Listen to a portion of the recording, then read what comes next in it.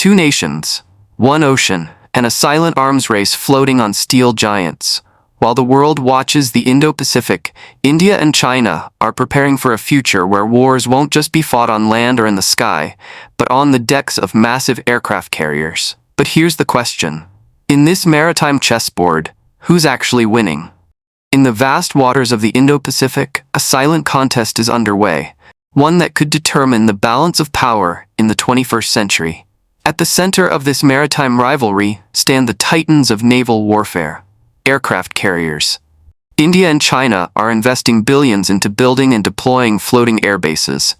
But who truly holds the edge?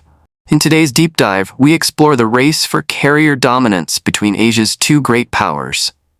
Welcome to Strategic Vanguard. And today we're navigating the stormy waters of Indo-Pacific strategy through the lens of carrier warfare. Please like and subscribe to Strategic Vanguard for more videos and the latest up-to-date information.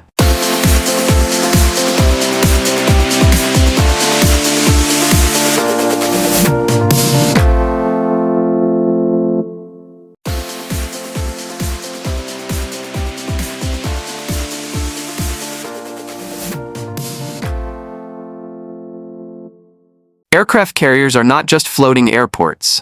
They are geopolitical chess pieces, each move signaling intent, deterrence, or dominance. The presence of a carrier strike group in any part of the world immediately alters the strategic calculus of that region. Carriers provide unmatched operational flexibility. From launching fighter jets for air superiority to conducting humanitarian assistance during disasters, they are multi-role platforms that can shape the battle space both during war and peace. In the Indo-Pacific, carriers play a particularly vital role. Over 60% of global trade flows through this region, including key energy supplies for countries like Japan, South Korea, China, and India. Control over these sea lanes equates to control over economic lifelines. With rising tensions in the South China Sea, East China Sea, and along the Taiwan Strait, nations are investing in aircraft carriers, not just for warfighting, but for peacetime power projection.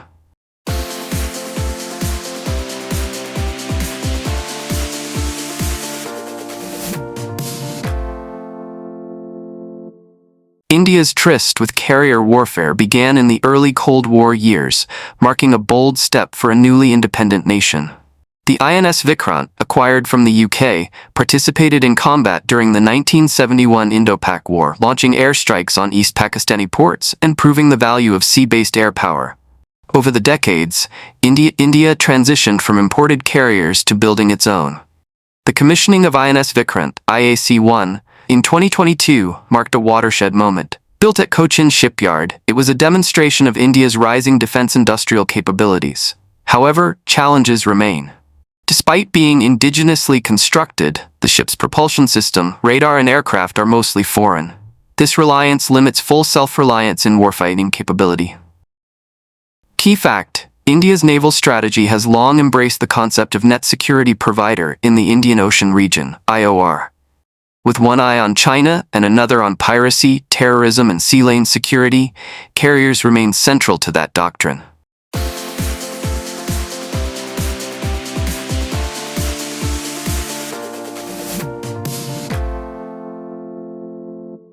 China's carrier journey began cautiously, but has since accelerated into high gear.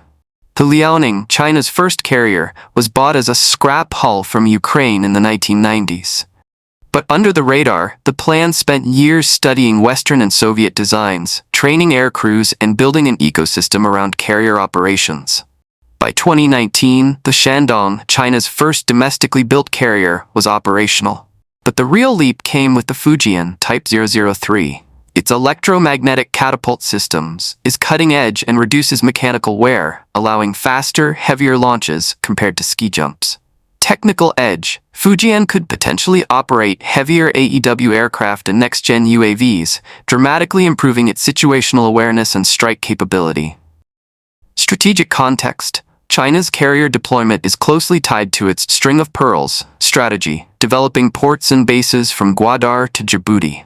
With carriers in play, these assets become launchpads for force projection across the Indo-Pacific.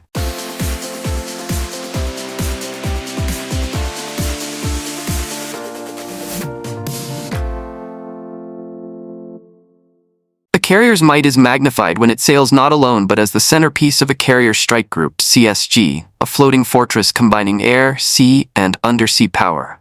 India's CSGs typically include destroyers like INS Kolkata for missile defense, frigates like INS Shivalik for anti-submarine warfare, submarines like INS Chakra or Kalvari class for stealth, fleet tankers for sustained operations.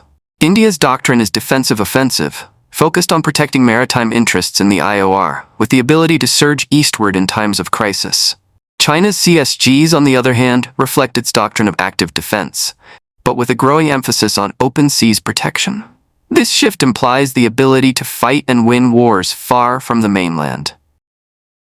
Map sequence. Compare Indian Navy patrol zones to Chinese deployments around the South China Sea, Gwadar, and Djibouti. While India bets on partnerships and access agreements, China invests in military infrastructure, building artificial islands and militarizing ports to provide refueling and replenishment to its growing fleet.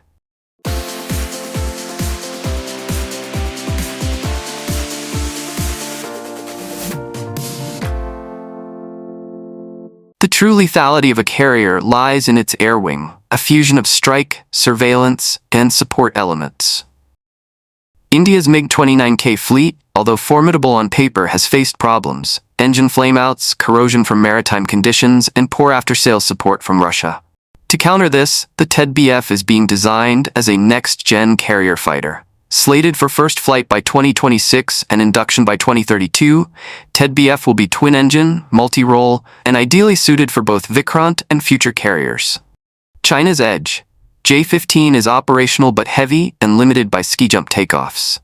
J-35 promises stealth and better carrier compatibility, particularly with Fujian's EMALS system. KJ-600 AEW and combat UAVs are being tested for networked warfare, allowing real-time data sharing and long-range surveillance. In terms of aircraft evolution, China is moving closer to a 5th-gen carrier wing, while India is currently in a transition from legacy 4+gen platforms.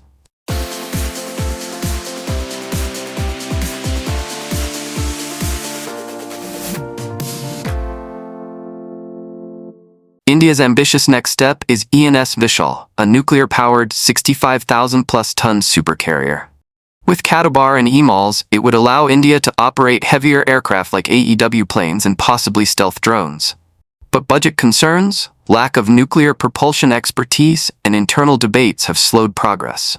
Without political will and industrial capacity, Vishal could remain a paper project.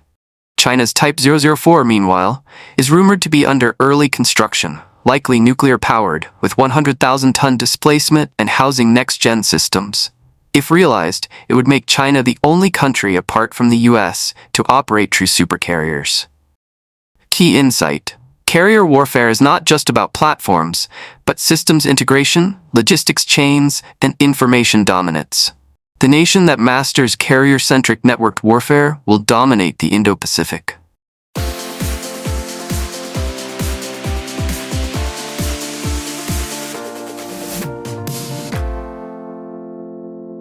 So who holds the edge? Technologically, China. Strategically, still contested. Operational experience, India has the upper hand for now. But the race is far from over. In the coming years, this contest will shape not just maritime power, but the global order itself. Which carrier strategy do you think will prevail? India's balanced regional doctrine or China's aggressive global expansion? Drop your thoughts in the comments. Don't forget to like, share, and subscribe to Strategic Vanguard for more in-depth defense analysis from an Indian perspective.